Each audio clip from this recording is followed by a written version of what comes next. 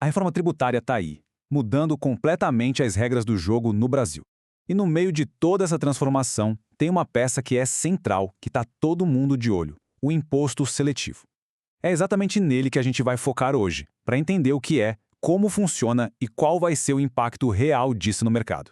Bom, e qual vai ser o nosso caminho? A gente começa entendendo as novas regras do IBS e da CBS, depois vê o impacto disso nas importações e aí sim a gente mergulha de cabeça no imposto seletivo.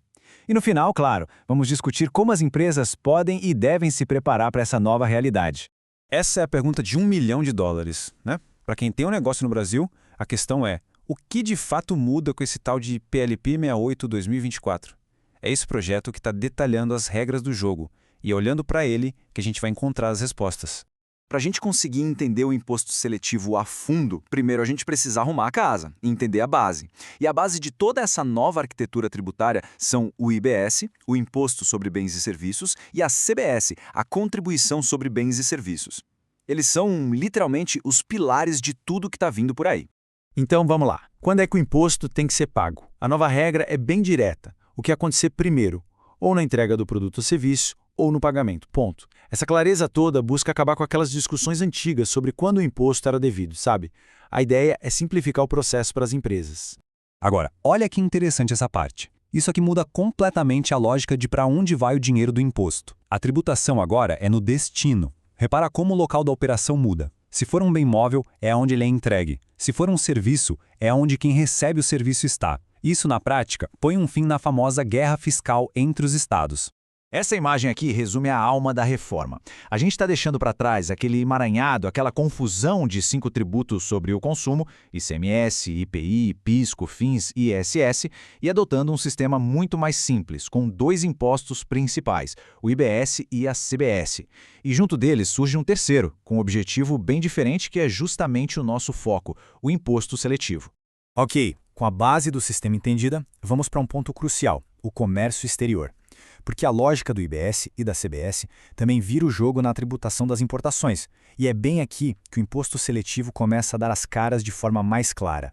O ponto de partida de qualquer imposto, a gente sabe, é a base de cálculo. E na importação, essa base é muito mais do que só o valor do produto na etiqueta. Ela inclui uma série de outros tributos, e é justamente essa composição que vai pesar lá no custo final. E aqui está o pulo do gato, um ponto fundamental que leva direto ao nosso tema principal. Olha só, o imposto seletivo entra na conta antes do IBS e da CBS. Ou seja, é um imposto calculado em cima de outro imposto. A intenção aqui é bem clara: encarecer, e muito, certos produtos que vêm de fora. E naquelas comprinhas online internacionais, sabe? A responsabilidade de pagar os impostos agora é de quem vende lá fora ou da plataforma, do marketplace. Mas tem um detalhe importante aqui: se eles não pagarem, a responsabilidade pode sim acabar caindo no colo de quem fez a compra. Fico alerta. Pois bem, chegamos ao coração da nossa análise, o imposto seletivo. Ele ficou famoso com esse apelido de imposto do pecado, e não é à toa. O motivo vai muito além da simples vontade de arrecadar dinheiro. Exatamente isso, completamente diferente do IBS e da CBS, que servem para financiar os serviços públicos em geral. O imposto seletivo tem uma missão específica: desestimular o consumo de coisas que fazem mal para a saúde ou para o meio ambiente. Ele é, na verdade, um instrumento de política pública disfarçado de tributo. E um ponto importantíssimo, confirmado aqui pelo pessoal da SCI Sistemas, essa mudança não é para já.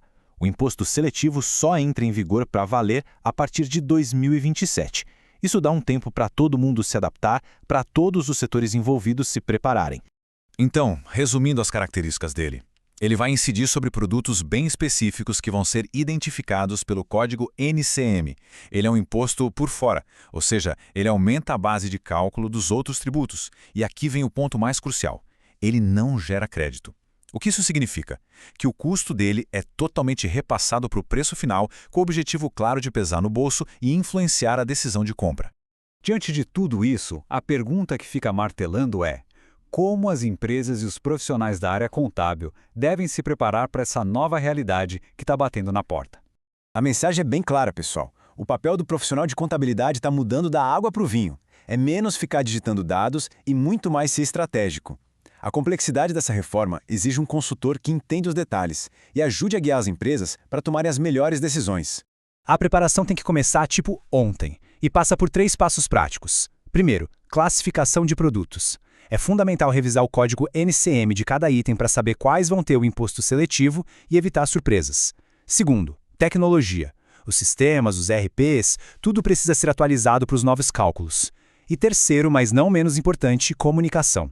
Explicar o impacto para os clientes é chave para manter a transparência e a confiança. Então fica claro que essa reforma é muito mais do que uma simples mudança de alíquotas. É uma reestruturação completa do sistema. E o imposto seletivo que a gente destrinchou hoje é uma peça-chave nesse quebra-cabeça enorme. A questão não é se a adaptação virá, mas como e com que velocidade ela vai acontecer. Nesse novo cenário, o que vai fazer toda a diferença é, sem dúvida, a preparação estratégica.